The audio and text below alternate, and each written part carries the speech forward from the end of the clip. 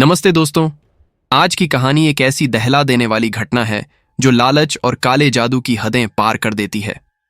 ये कहानी मुझे मेरे दोस्त राम कुलकर्णी जी ने भेजी है और उन्होंने यह भयानक अनुभव अपने ही चाचा के परिवार के साथ होते देखा था। मैं यह दास्तान उसी दोस्त के नजरिए से सुनाने जा रहा हूं। तो चलिए बिना किसी देरी के आज के खौफनाक सफर की शुरुआत करते हैं। इंसान की हवस जब दौलत की तरफ मुड़ती है तो वह यह नहीं देखता कि सामने अपना है या पराया। जमीन जायदाद के सामने रिश्ते नाते सब बेमानी हो जाते हैं। लोग चोरी, डकैती, धोखेबाजी, यहां तक कि कत्ल तक को जायज ठहराने लगते हैं। मगर इन सब से भी कहीं ज्यादा भयानक होता है तंत्र मंत्र और काला जादू। दौलत के लिए कुछ लोग इंसानियत को ताक पर रखकर शैतानी शक्तियों का सहारा लेते हैं। ये काली कमाई, ये दौलत शायद कुछ वक्त का सुकून दे दे, लेकिन जब हिसाब का वक्त आता है तो सब तहस नहस हो जाता है। चाहे उनकी कोई गलती हो या ना हो, कीमत सबको चुकानी पड़ रहती है। आज मैं आपको मेरे चाचा के साथ हुई एक ऐसी ही अजीब और डरावनी घटना सुनाने जा रहा हूं। आज उनके घर में कोई जिंदा नहीं बचा है, लेकिन गांव में आज भी जब उस घर, उस हवेली की बात होती है तो लोगों के चेहरे पर खौफ छा जाता है। यह हादसा कई साल पहले हुआ, पर जब भी याद आता है तो रोंगटे खड़े हो जाते हैं, जैसे सब अभी अभी हुआ हो। मेरे दादाजी संपत राव और उनके भाई गणपत राव एक ही घर में पले बढ़े थे। बाद में गणपत राव को सोलापुर शहर में बस कंडक्टर की नौकरी मिली और वह वहां शिफ्ट हो गए। संपत राव गांव निपाणी में ही खेतीबाड़ी करते रहे और कुछ सालों में अपनी ईमानदारी और दरियादिली के दम पर गांव के सरपंच बन गए। वह बहुत नेक इंसान थे। जो भी फसल होती उसका एक हिस्सा वह गांव के गरीबों में बांट देते थे। पूरे गांव में उनका बढ़ा मान सम्मान था। संपत राव के 2 बच्चे थे, मिलिंद चाचा और कालिंदी बुआ। मिलिंद चाचा भी पिता की तरह ही सीधे और नेक दिल थे। अमीर घर में पैदा होने के बावजूद उन्हें कभी कोई घमंड नहीं हुआ और गांव वाले उनकी बहुत इज्जत करते थे। मगर कालिंदी, मिलिंद की छोटी बहन, का स्वभाव ठीक उल्टा था। वह लालची, झगड़ालू और जहरीली थी। वह सांवली और हट्टी कट्टी थी और घर में सबसे अलग दिखती थी। गांव में कोई उससे ढंग से बात नहीं करता था। पिताजी और भाई को जो प्यार और इज्जत मिलती थी उससे वह हमेशा जलती रहती थी। ठीक से खाना भी नहीं बना पाती थी, इसलिए उसकी शादी नहीं हो पा रही थी। आखिरकार एक रोज कालिंदी ने पूरे खानदान की इज्जत मिट्टी में मिला दी। वह गांव के ही एक गैराज वाले लड़के के साथ भाग गई। घर वालों ने उसे ढूंढना छोड़ दिया। गांव में चर्चा थी कि लड़के की मां ने कालिंदी पर जादू टोना कर उसे वशीकरण से भगाया था, शायद जमीन जायदाद हड़पने के इरादे से। सच क्या था कोई नहीं जानता था। 1 साल बाद कालिंदी फिर गांव में दिखने लगी, पर दादाजी ने उससे बात करना बंद कर दिया था। घर में कोई उससे राब्ता नहीं रखता था। फिर भी वह किसी न किसी बहाने से हवेली में घुसने की कोशिश करती और अक्सर झगड़ा शुरू कर देती। शादी से पहले उसे सब कुछ मिलता था, मगर अब उसका पति गैराज में काम करता था। आमदनी कम थी। कालिंदी को आराम की जिंदगी की आदत थी। गरीबी झेलना उसके लिए मुश्किल हो रहा था। उधर कालिंदी की सास भी अचानक घर छोड़कर चली गई थी। वह काले जादू की माहिर थी और उसके हाथ भी काले कारनामों से रंगे थे, पर वह अपने बेटे के शौक पूरे नहीं कर पाई थी। कालिंदी के पति को शक था कि यह सब कालिंदी की वजह से हुआ है और इसी शक में वह उसे रोज मारता पीटता था। कालिंदी के पास न तलाक का रास्ता था, न गरीबी सहने का हौसला। एक अमावस्या की रात कालिंदी की सास एक गठरी लेकर उस टूटी फूटी झोंपड़ी में वापस लौटी। गठरी गहनों से भरी थी। दोनों बहुत खुश हुए। उन्हें बिना किसी को लूटे या बेवकूफ बनाए चैन नहीं आता था। वह बुढ़िया दिखने में गरीब थी, पर काले जादू में माहिर थी। उसमें इतना लालच था कि वह बंधे हुए प्रेत से मनचाहा काम करवा लेती थी। जल्द ही गांव में फुसफुसाहट होने लगी कि कालिंदी भी अपनी सास के साथ काला जादू सीख रही है। लोगों ने उसे आधी रात को श्मशान में या पेड़ों के नीचे उतारा करते देखा था, मगर कोई उससे बोलता नहीं था। डर था कि उनके घर के आगे से गुजरने वाली गाय दूध देना बंद कर देती है, बच्चे बीमार पड़े डीडीएच जाते हैं और मुर्गियां मर जाती हैं। लोग उनसे डरे सहमे रहते थे। इसी दौरान कालिंदी के पति की शराब की लत बढ़ गई। वह दिन रात नशे में रहने लगा और फिर एक रात बहुत ज्यादा शराब पीने के बाद अगली सुबह उसकी लाश गांव के नाले में पड़ी मिली। पति की मौत के बाद भी कालिंदी बिना किसी दुख या पछतावे के सिर ऊंचा करके घूमती रही। अब वह रोज हवेली पर आती, बात को जायदाद पर ले आती और मिलिंद चाचा से झगड़ा करती, अपना हिस्सा मांगती, मगर कोई उसे भाव नहीं देता था। कालिंदी और उसकी सास दिन रात यही सोचते कि कौन सी सिद्धि इस्तेमाल करें, कैसे सबको वश में करें। एक दिन सास ने पूछा, जब तक तेरे माँ बाप हैं तुझे फूटी कौड़ी भी नहीं मिलेगी। कालिंदी ने जवाब दिया, हाँ, माँ बाप की वजह से ही। तब उस बुढ़िया ने उसके दिमाग में धीमे धीमे जहर भरना शुरू किया। जब वो रहेंगे ही नहीं तो तुझे कौन रोकेगा? वो हवेली, वो सब तेरा हो जाएगा। उस बुढ़िया के लगातार उकसाने का असर हुआ। कालिंदी रोज हवेली पर जाकर चिल्लाती, तुम लोगों के कारण मेरे पति की मौत हुई। तुम सब वाड़े पर सांप की तरह कुंडली मारकर बैठे हो। इस हवेली में आधा हिस्सा मेरा है और मैं उसे लेकर रहूंगी। सब उसकी बातों को नजरअंदाज कर देते। तभी सर्वपितरी अमावस्या और चंद्र ग्रहण की रात आ गई। यह काली शक्तियों को पूजने वालों के लिए खास होती है। इस वक्त की गई सिद्धियां बिना किसी रुकावट के फल देती हैं। सास और बहू दोनों को इसी दिन का इंतजार था। उस रात सबसे खतरनाक पिशाचिनी रागिनी नाम की शक्ति बुढ़िया ने कालिंदी को सौंप दी। उसे समझाया गया कि पिशाचिनी किसी भी मरी हुई आत्मा को काबू में करके किसी को भी रास्ते से हटा सकती है या तकलीफ दे सकती है, मगर अगर साधना में कोई रुकावट आई या पूजा अधूरी रही तो वही पिशाचिनी जगाने वाले को मार देती है। उस रात के बाद बुढ़िया अचानक कहीं गायब हो गई। कालिंदी को कुछ समझ नहीं आ रहा था कि अब क्या करे।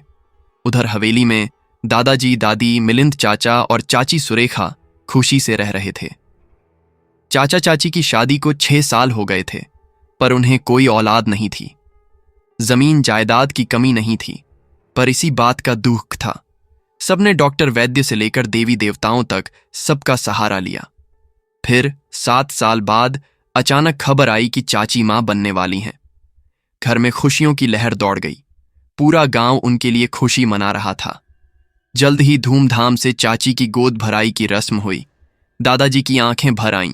यह उनके लिए सबसे खुशी का पल था। सब रस्में पूरी हुईं। रात के 10 बज चुके थे। हम सब रोज की तरह आंगन में बैठे हंसी मजाक कर रहे थे। पूरा वाड़ा खुश था। अचानक बाहर के दरवाजे पर जोर की दस्तक हुई। माँ, बाबा, दरवाजा खोलो। मिलिंद, कोई तो दरवाजा खोलो। दादी ने कुंडी हटाई। बाहर कालिंदी बुआ खड़ी थी। इतनी रात को उसे देखकर सब हैरान थे। दादाजी गुस्से से गरज उठे, आ गई वापस, चली जा। जहां से आई है वहीं चली जा। घर की इज्जत तू पहले ही मिट्टी में मिला चुकी है। अब क्यों मुंह उठाकर आती है? घर में इतने सालों बाद खुशी आई है और मैं तेरा मनहूस चेहरा यहां नहीं देखना चाहता। निकल जा यहां से। दादाजी ने उसे खूब खरी खोटी सुनाई, पर कालिंदी इस बार किसी फैसले के साथ आई थी। उसके चेहरे पर कोई शिकन नहीं थी, बस रोने का नाटक था। उसने रोते हुए मिलिंद चाचा की तरफ देखा और बोली, भैया, हम साथ पले बढ़े हैं। मैंने आज तक तुमसे कुछ नहीं मांगा। मेरा पति नहीं रहा, सास भी नहीं रही। तू ही बता, अब मैं कहां जाऊं? मुझे तुमसे कुछ नहीं चाहिए, बस इतनी जगह दे दे कि मैं चैन से सो सकूं। तू सबकी मदद करता है, आज अपनी बहन की मदद नहीं करेगा? मिलिंद चाचा का दिल सीधा था। वह कालिंदी के नाटक में आ गए। उन्होंने किसी की नहीं सुनी और ऊपर का एक कमरा उसे रहने के लिए दे दिया। उन्हें नहीं पता था कि ऐसा करके उन्होंने एक भयानक मुसीबत को घर में बुला लिया है। कालिंदी रोने का नाटक करते हुए ऊपर के कमरे में चली गई। ऊपर जाते ही रोने की आवाज आनी बंद हो गई। सब जानते थे कि वह नाटक कर रही है, पर खुशी के मौके पर कोई उससे झगड़ना नहीं चाहता था, इसलिए सब चुपचाप सोने चले गए। अगली सुबह दादी ने उसे रसोई की तरफ जाते देखा और सीढ़ियों पर ही रोक लिया। कहा था ना कमरे से बाहर मत निकलना। तुझे जो कमरा दिया है वह भीख है। घर के किसी हिस्से में कूदम रखने की इजाजत नहीं है। मां की बात सुनकर कालिंदी की आंखों में गुस्सा उतर आया। उसकी आंखें लाल हो गईं। वह गुस्से में मां के चेहरे के बेहद करीब गई और बोली, यह भीख नहीं, मेरा हक है। हवेली के आधे हिस्से पर मेरा हक है। मुझे सब पता है। तुम सब मिलकर यह पूरा वाड़ा उस मिलिंद को देना चाहते हो, पर जो तुम चाहते हो वैसा कभी नहीं होगा, मैं वैसा होने नहीं दूंगी। गुस्से में ऐसा कहकर वह चली गई। सबको पता था कि वह इसी इरादे से आई थी और उसने एक ही दिन में अपना असली रंग दिखा दिया था। 4-5 दिन ऐसे ही बीत गए। वह बस रात में हवेली आती और सुबह जल्दी जल्दी साड़ी में कुछ छुपा कर बाहर निकल जाती। मैं उस वक्त गर्मी की छुट्टियों में था और जल्द ही बारिश का मौसम शुरू होने वाला था। एक दिन आधी रात को मेरी नींद खुली। सारा घर सन्नाटे में डूबा था। लाइट चली गई थी। ऊपर की मंजिल से एक हल्की अजीब सी गुर्राने और जोर जोर से बोलने की आवाज सुनाई दी। मुझे लगा मेरी बहन कहीं अकेली ऊपर तो नहीं चली गई। मैं तेजी से सीढ़ियां चढ़ने लगा। जैसे ही मैंने सीढ़ियों पर कदम रखा, लगा जैसे वहां भयंकर अंधेरा फैल गया हो, जैसे सीढ़ियां गायब हो गई हों। मैं दीवार के सहारे धीरे धीरे चढ़ा। ऊपर की मंजिल से धुएं का एक गुब्बार बाहर निकलते दिखा। साथ में एक अजीब सी सड़न की बदबू थी। मैं ऊपर पहुंच गया। सामने 3 कमरे थे और अजीब आवाजें कोने वाले तीसरे कमरे से आ रही थीं, जो कालिंदी बुआ को दिया गया था। मैं दबे पांव कमरे की तरफ बढ़ा। उसी पल एक ठंडी हवा का झोंका मेरे शरीर से आर पार हो गया। मेरे पूरे शरीर में झुरझुरी दौड़ गई। कमरे का दरवाजा अंदर से बंद था। मैंने खिड़की की झीरी से अंदर झांका। पूरा कमरा धुएं से भरा था। अंदर बीचों बीच 8-10 मोमबत्तियां जल रही थीं, जिससे धुएं में एक पीली रोशनी फैल रही थी। उसी रोशनी में कोई दरवाजे की तरफ पीठ करके बैठा था। खुले बाल, बदन पर एक भी कपड़ा नहीं। सामने मटके जितनी बड़ी एक लकड़ी की गुड़िया रखी थी, जो किसी जिंदा इंसान जैसी आंखों से इधर उधर देख रही थी। उसके रुई से बने होंठ भी हिल रहे थे और वह कुछ बुदबुदा रही थी। कमरे में एक अजीब सी गुर्राहट गूंज रही थी। वह औरत जो पीठ करके बैठी थी, उस गुड़िया पर कुछ फेंकती और उसी पल गुड़िया जोर जोर से थरथराने लग जाती। मैंने धीरे से खिड़की का एक पट खोला। वहां किसी चीज से एक गोल घेरा बनाया हुआ था। घेरे के बीच वह औरत बैठी थी। उसके सामने बांस की टोकरी में हरी साड़ी, चूड़ियां, पायल और मंगलसूत्र रखा था। वह गुड़िया पर मुट्ठी भर सिंदूर फेंकती और फिर टोकरी को घेरे में सरका देती। मगर गुड़िया जैसे ही जिंदा होती, वह टोकरी को लात मारकर दूर कर देती और फिर हंसने लग जाती। उसकी हंसी सुनकर मेरे रोंगटे खड्डे हो गए थे। करीब 15 मिनट तक यह सब चलता रहा। फिर उस औरत ने पास रखी एक चाकू उठाई और सीधे उस गुड़िया पर चला दी। उसका हाथ कांप रहा था, मगर हैरानी की बात यह थी कि उस गुड़िया से खून बहने लगा। वह खून औरत ने अपने हाथों में इकट्ठा किया और बिना पीछे देखे वह खून अपने सिर के पीछे उड़ेल दिया। उसी वक्त खिड़की की ग्रिल से कुछ छींटें मेरे मुंह पर आ गिरीं। जैसे ही मैंने अपने चेहरे से छींटें पोंछीं और ऊपर देखा, सामने देख मैं जोर से चीख पड़ा। वह औरत खिड़की के ग्रिल के पास खड़ी थी और घूरते हुए सीधा मुझे ही देख रही थी। उसका भयानक चेहरा मेरी आंखों के सामने था। काला सा गोल चेहरा, माथे पर चमकता लाल सिंदूर। उसकी आंखें किसी जानवर जैसी नीली सी चमकती हुईं, बाल खुले और उलझे हुए। खुले बाल, वह पागल सी मुस्कान, चमकते सफेद दांत। ऐसे भयानक रूप में वह एक तक मुझे देख रही थी। जैसे ही हमारी नजर मिली, मैं जोर से चीख उठा। मैं लगातार मां मां चिल्लाने लगा, मगर उसकी आंखें और बड़ी होती चली गईं। दांत होंठ भींचे हुए वह और ज्यादा गुस्से से मुझे घूरने लगी। मैं चाहकर भी वहां से हिल नहीं पा रहा था, जैसे उसने मुझे वहीं पर जकड़ रखा हो। कुछ ही देर में मेरी आंखें बंद होती चली गईं और मैं बेजान सा होकर वहीं गिर पड़ा। मेरी चीख सुनकर सबकी नींद खुल गई। सब लोग दौड़ते हुए ऊपर आ गए। मां ने मुझे उठाया, तब मुझे थोड़ा होश आया। कांपते हाथों से मैंने दरवाजे की तरफ इशारा किया। अंदर से अब भी अजीब सी आवाजें आ रही थीं और अंदर से कोई जोर जोर से हंस रहा था। सबको पता था कि कालिंदी बुआ अंदर है।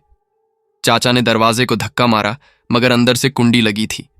आखिरकार चाचा ने पूरी ताकत से लात मारना शुरू कर दिया। कुंडी टूट गई और दरवाजा खुल गया। अंदर का नजारा देख सबके होश उड़ गए। मां ने मुझे अपने सीने से चिपका लिया। कमरे के बीचों बीच कालिंदी बुआ बिना कपड़ों के खड़ी थीं और सबसे डरावनी बात यह थी कि वह बड़ी सी गुड़िया चारों तरफ घूम रही थी। पूरे कमरे में धुआं फैला था। जैसे ही वह गुड़िया दादाजी के पैरों के पास आई, उन्होंने उसे लात मार दी। सामने रखी उतारे की टोकरी भी उन्होंने उठाकर फेंक दी। उसी वक्त कालिंदी बुआ पीछे मुड़ी और अपने पिता दादाजी के पैरों में आकर गिर पड़ी। नहीं नहीं, ऐसा मत करो, मेरी साधना अधूरी रह जाएगी। आप लोग नहीं जानते, इसका बहुत बुरा असर होगा। आप सभी यहां से चले जाइए, मुझे अकेला छोड़ दीजिए। मगर दादी ने उसके बाल पकड़कर उसे जोर से खींचा और चिल्लाने लगीं, हम चले जाएं ताकि तू यहां ये सब तमाशा करती रहे। बंद कर ये सब अभी के अभी। दादी ने सामने रखा हल्दी कुमकुम का थाल लात मारकर गिरा दिया। घेरे में रखे नींबू और नारियल भी यहां वहां फेंक दिए। चाचा ने जलती हुई आग पर पानी डाल दिया, जिससे धुआं और बढ़ गया। सब लोग कालिंदी बुआ पर चिल्ला रहे थे। दादाजी ने वह गुड़िया उठाकर बाहर फेंक दी। जैसे ही वह जमीन पर गिरी, खिड़की से तेज हवा का झोंका कमरे में आ गया। जमीन पर गिरा हल्दी कुमकुम और गुलाल अपने आप हवा में उड़ने लगा। सबने अपनी आंखें बंद कर लीं। कुछ ही देर में वह तेज हवा बंद हो गई। पूरे कमरे में घना अंधेरा फैल गया। वहां की लाइटें भी फूट चुकी थीं। दादाजी ने चिल्लाकर कहा, कालिंदी, ये सब करने के लिए तू इस घर में आई थी? निकल जा इस हवेली से, इसी वक्त बाहर निकल जा। दादाजी की बात पूरी भी नहीं हुई थी कि दादी की चीखें अंधेरे में गूंज उठीं। चाचा ने जल्दी से मोबाइल की टॉर्च ऑन की। हमने जो नजारा देखा उससे सबकी रूह कांप गई। दादी दरवाजे के पास पड़ी थीं और कालिंदी बुआ दादी को पकड़कर उनकी गर्दन में अपने दांत कड़ाए बैठी थीं। पास खड़ी चाची ने उसे खींचने की कोशिश की, मगर वह टस से मस नहीं हुई। चाचा दौड़कर कालिंदी बुआ की ओर भागे और उसके सिर पर जोर से मारा। उस धक्के से बुआ पीछे दीवार पर जा गिरी। दादाजी ने दादी को संभाला और बाहर ले गए। चाचा ने चाची को भी कमरे से बाहर जाने को कहा। मेरी मां मुझे और मेरी बहन को खींचते हुए बाहर ले गईं। कालिंदी बुआ दीवार के पास पड़ी थी। उसकी लाल लाल अंगार सी आंखें सबको घूर रही थीं। वह गुस्से में ऐसी ऐसी आवाजें कर रही थी कि सभी लोग डरे हुए थे। उसके होंठ थरथराए और भारी मर्दों जैसी अजीब आवाज में वह बोली, मुझे निकालोगे इस हवेली से? यह हवेली मेरी है। मेरी सिद्धि में विघ्न डालकर तुम लोगों ने अच्छा नहीं किया। हवेली का विनाश होगा इस हवेली का, और उसके जिम्मेदार सिर्फ तुम लोग हो। अब बस देखते जाओ यहां क्या होता है। इतना बोलकर वह उन पर झपटने के लिए बाहर दौड़ने ही वाली थी कि चाचा ने जल्दी से कमरे का दरवाजा बाहर से बंद कर दिया। कालिंदी बुआ अंदर से जोर जोर से चिल्लाती रही, दरवाजा पीटती रही। उसकी मर्दानी ताकत से पहलवान जैसे चाचा भी डर गए थे। दादी दर्द से तड़प रही थीं। दादाजी ने मुझे गोद में उठा लिया और चाचा ने दादी को। हम सब पास के ही एक छोटे अस्पताल में चले गए, मगर 9 महीने की गर्भवती चाची और चाचा हवेली में ही रुक गए। और यही सबसे बड़ी गलती हो गई। प्रेग्नेंट औरतों पर काला जादू और बुरी ताकतों का असर बहुत जल्दी होता है। बुआ दरवाजे से खुद बाहर नहीं आ सकती थीं, लेकिन उन्होंने जिसके लिए शैतानी ताकत को जगाया था, वह साया बाहर खुला घूम रहा था। चाची को पूजा घर में ले गए और अंदर से दरवाजा बंद कर लिया। चाची रोने लगीं। चाचा को कुछ समझ नहीं आ रहा था कि इसका सामना कैसे करें। चाची भगवान का नाम लेते हुए बैठी रहीं और चाचा खिड़की के कोने से आंगन में घूमती काली काली परछाइयों को देखने लगे। ऊपर से रात की धुन को चीरती हुई बुआ की चीखें भी हवेली में गूंज रही थीं। करीब 2-3 घंटे बाद सब कुछ धीरे धीरे शांत होता गया। ऊपर से आने वाली आवाजें भी बंद हो गईं। सुबह होने में कुछ ही वक्त बचा था। सुबह नारंगी धूप आंगन में आई, तब जाकर चाचा ने राहत की सांस ली। उन्होंने चाची को जगाया और दोनों ने भगवान को प्रणाम किया। उसी वक्त दादाजी जल्दी जल्दी में अंदर आते दिखे। चाची उन्हें देखकर रोने लगीं। बाबा, ये क्या हो रहा है? कालिंदी ताई ऐसा क्यों कर रही है? वह जो चाहती है वह दे दो उसे, हमें कुछ नहीं चाहिए, मगर यह अधूरी खेल बंद करवाओ। चाचा ने रात को जो कुछ देखा वह सब दादाजी को बता दिया। दादाजी और चाचा ऊपर गए। दरवाजे की चौखट के बाहर हर तरफ बस लाल कुमकुम बिखरा पड़ा था और उसमें किसी के पैरों के निशान थे। उन्होंने कुंडी हटाई और दरवाजा अंदर धकेला। अंदर का मंजर देखकर दोनों वहीं के वहीं जड़ हो गए। बुआ खिड़की के कोने के पास दीवार से पीठ टिकाए अजीब सी मुद्रा में बैठी थीं। उनके चेहरे पर डर के निशान साफ दिखाई दे रहे थे। उनके ठीक सामने बालों का बिखरा ढेर था। उन्होंने अपने बाल खुद नोच लिए थे।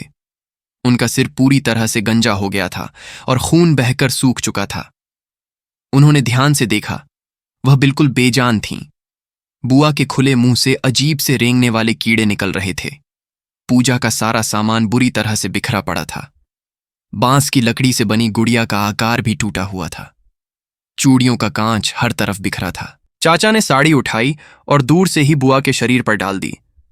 वह उस साड़ी से भी उनकी टेढ़ी मेढ़ी और बैठी आकृति साफ झलक रही थी। इस हालत में उसका अंतिम संस्कार नहीं हो सकता था। गांव वालों को पता चल जाता तो क्या कहते। चाचा ने सलाह दी कि हवेली के पीछे खाली जगह में चुपचाप गड्ढा खोदकर उसे दफना देते हैं। दादाजी को यह बात ठीक लगी।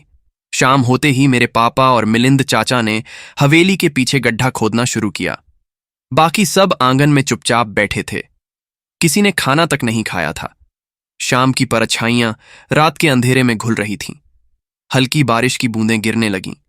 दोनों अंदर लौट आए। दादाजी और गणपत दादाजी चादर लेकर सीढ़ियों की तरफ बढ़े। बुआ की लाश को उठाकर चादर पर रखना था, मगर दिन भर पड़ी उस लाश से इतनी भयानक बदबू आ रही थी कि सबको उल्टी जैसा एहसास होने लगा। लाश इतनी जल्दी सड़ चुकी थी कि जैसे ही चाचा ने उसे उठाने के लिए हाथ आगे बढ़ाया, उनका हाथ सीधा मांस के अंदर धंस गया। बड़ी मुश्किल से 4 लोगों ने बुआ की लाश को किसी तरह उठाकर चादर में लपेट दिया। उसका अकड़ा हुआ जिस्म सीधा चादर पर गिरा। उसका मुर्दा शरीर अब भी उतना ही डरावना लग रहा था। आंखें बड़ी बड़ी खुली हुई थीं, जिनमें कीड़े मकोड़े रेंग रहे थे, लेकिन नजरों में अब भी वही तेज गुस्सा था।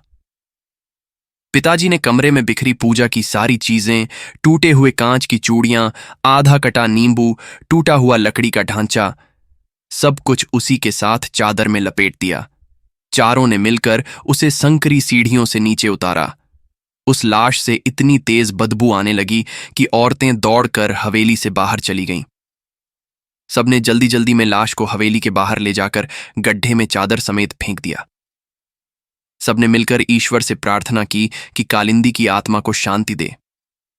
रात के अंधेरे में मिट्टी डालकर गड्ढा बंद किया। सब थके हारे लोग हवेली में वापस आ गए। सबने नहाया और खाना खाने बैठे। पूरा माहौल सुस्त, उदास और डरावना बन चुका था। सबके चेहरों पर एक अनजाना डर था। जैसे ही पहला निवाला मेरे मुंह के पास आया, चाची के हाथ से खिचड़ी की प्लेट नीचे गिर पड़ी और वह दोनों हाथ से पेट पकड़कर जोर से चीखने लगीं। चाची जोर जोर से चिल्ला रही थीं। दादी, मेरी मां और बाकी सब खाना छोड़कर चाची को पकड़ने दौड़े। चाची जोर जोर से अपना पेट दबाने लगीं, जैसे किसी ने उनके पेट में हाथ डाल दिया हो और अंदर से शरीर के अंग को बाहर खींच रहा हो। सबने मिलकर उन्हें उठाया, मगर दर्द असहनीय होने की वजह से वह वहीं पर बेहोश हो गईं। पिताजी दौड़कर गाड़ी लाए। चाचा और दादाजी ने चाची को उठाया और गाड़ी में रख दिया। सबको यही लग रहा था कि शायद डिलीवरी का वक्त आ गया है, मगर हॉस्पिटल पहुंचने तक चाची की आंखें नहीं खुलीं। डॉक्टर ने उन्हें फौरन ऑपरेशन थिएटर में ले लिया और बस 5 मिनट के अंदर डॉक्टर बाहर आ गए। सब उन्हें मुस्कुराते हुए देख रहे थे। सबको यही लग रहा था कि घर के उस मनहूस माहौल को एक अच्छी खाबर ठीक कर देगी। लेकिन डॉक्टर बाहर आए और नीचे देखते हुए उन्होंने ना में सिर हिलाया। सबके चेहरे का रंग उतर गया। चाचा भारी कदमों से उनकी ओर बढ़े। डॉक्टर ने कहा, बच्चा और मां दोनों आधे घंटे पहले ही गुजर चुके हैं। ये सुनते ही सबके पैरों तले जमीन खिसक गई। घर से हॉस्पिटल आने में मुश्किल से 40 मिनट लगे थे और इतने कम वक्त में ऐसा कैसे हो गया। अगले दिन घर वालों को 2 और लाशों का अंतिम संस्कार करना पड़ा। जब दूसरे दिन पोस्टमार्टम की रिपोर्ट आई तो सबके होश उड़ गए। ये कोई साधारण मौत नहीं थी। शरीर के अंदर के सारे अंग अलग कर दिए गए थे, जैसे किसी ने तेज धार वाले हथियार से अंदर से मारा हो, और अंदरूनी खून बहने से चाची को अटैक आ गया था। अंतिम संस्कार का कार्य पूरा हो गया, मगर उसी दौरान हवेली में अजीब अजीब घटनाएं होने लगीं। कभी किसी को लगता कि उसकी छाती पर कोई बैठा है, तो किसी को अंधेरे कोने से अस्पष्ट गुर्राहट या हंसने की आवाज सुनाई देती। दिन दहाड़े कोई परछाई छूकर निकल जाती और देखने पर आसपास कोई नहीं होता। रोटियां अपने आप जल जातीं, दूध चूल्हे पर रखते ही उफन जाता था। 10वां दिन आ गया। भीषण गर्मी के बावजूद उस दिन भी तेज बारिश हो रही थी। पिंडदान करने के लिए संपत दादाजी और मिलिंद चाचा नदी पर चले गए, मगर बहुत देर तक इंतजार करने के बाद भी वह दोनों वापस नहीं लौटे। पिताजी और गणपत दादाजी उन्हें ढूंढने नदी पर गए, मगर वहां दोनों का कोई पता नहीं चला। काफी देर तक ढूंढने के बाद, तकरीबन 1 घंटे बाद, दादाजी की धोती पानी में तैरती हुई दिखाई दी। गांव के कुछ लोग दौड़कर नदी में कूदे और डुबकी लगाकर देखा तो मिलिंद चाचा और संपत दादाजी दोनों पानी में डूब चुके थे। एक के बाद एक घर में लाशें गिर रही थीं। मिलिंद चाचा की चिताएं सज गईं। पिताजी ने दोनों चिताओं को अग्नि दी। तभी भीड़ में हलचल मच गई। चिताओं के पास बैठी दादी, मिलिंद चाचा की मां, वह अचानक जोर जोर से हंसने लगी। वह अपने चेहरे को, अपनी छाती को पीट पीट कर कहने लगी, मेरी कालिंदी ने बदला ले ही लिया। उसने कहा था किसी को इस हवेली में नहीं रहने दूंगी। उसने कर दिखाया। मगर मुझे क्यों छोड़ दिया? मुझे क्यों छोड़ दिया रे कालिंदी? दादी पागल की तरह ताली बजा बजा कर हंस रही थीं, जोर जोर से चीख रही थीं, बीच में ही रो रही थीं।